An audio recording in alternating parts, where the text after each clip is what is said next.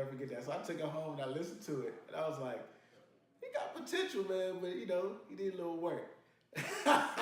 My name is C.W. Allen, and I'm a hip hop artist from Chicago. I've been writing, recording, and performing music for 12 years. Join me on my journey as I make my next album.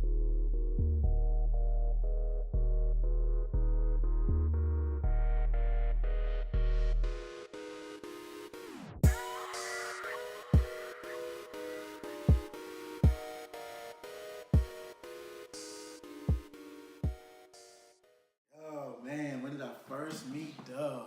Yo, I remember rolling with my boys Pete and Dave over at Sunshine Gospel Ministries, and they kept talking about, man, you need to meet this young guy we got over here, CW. So I met Dub, man. Dub had these little dreadlocks, and he was like a little corny when I first met him or whatever. And he was like, yo, I heard your music too, man. I just want you, can you check out this mixtape I got?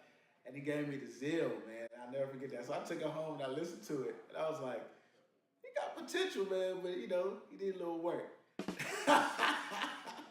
So what I remember the most is coming to a listening party for Transparent Music.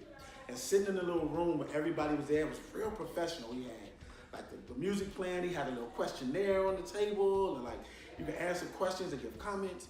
And I said, man, the growth in this dude is immense.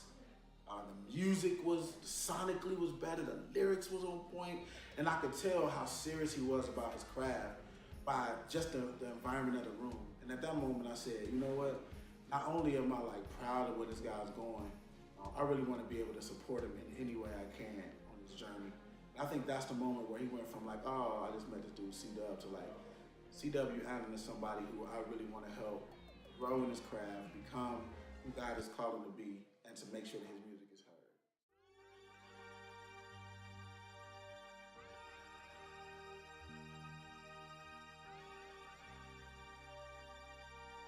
So today I'm actually recording from home, and the reason I'm doing this is because last year I realized that after I did my taxes and saw my expenses, I spent a lot of money on recording because I like to have the cadences right, the note, the tone. I know most people don't think that way with rap, but like that's kind of how I process and out here a little note off or whatever and go back and record it. So to eliminate all of that and to cut my costs down, which recording was my largest cost by far, I needed to buy some equipment. So I went and asked some studio experts what were their thoughts. Joe from Miller Street Studio helped me. Marlon from Insomniac Studios helped me. They're both local Chicago studios that do great work. I work with both of them pretty frequently. So first thing is microphone. Microphone that I'm using is called an Apogee. And an Apogee is a USB mic, so you don't need to get some extra external source to play and make it work. Plug it straight into your computer like one of the old headset joints, and you can get it moving. They're actually between 220 and 260.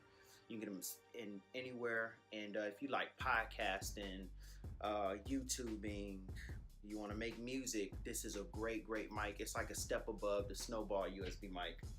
Studio nerds when I'm talking about, know what I'm talking about. So if this is over your head, sorry, please forgive me.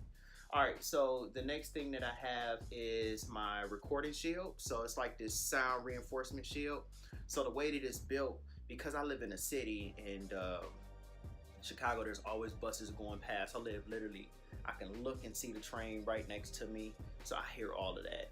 But my sound reinforcement shield works like a gate to block a lot of that out. So that helps me a lot when my cat started meowing, which he did on the first take, so I had to delete it.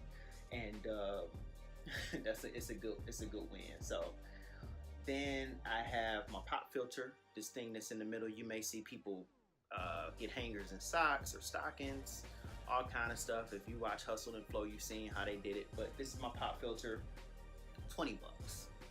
Gets all the puzz and buzz and decreases those, makes mixing easier. And that's pretty much my process. So I'm gonna go ahead and jump in, and today I'm recording a couple joints that I'm gonna hopefully get mixed soon and then get them out to you. What's up, everybody? FC on the beat here. I've been fortunate enough to work with CW on a number of projects over the span of his career, including the very first one. So it's been a very, very fulfilling ride just to be a part of the journey and to see the growth that has occurred and how exponentially that has happened. And me being a part of that is just a privilege, to be honest. You know what I'm saying? So when he approached me, gearing up for this next set of work that he was putting together, I was, so I'm all for it every single time. As a producer, sometimes it can be difficult to let records go to artists that you're not used to working with, just because you can't ensure the quality of the product, and your name is attached to that, you know what I mean? But I never have had that problem with Dub, simply because I know that if it was a project that he was putting together, that it was going to be 100% effort put into it.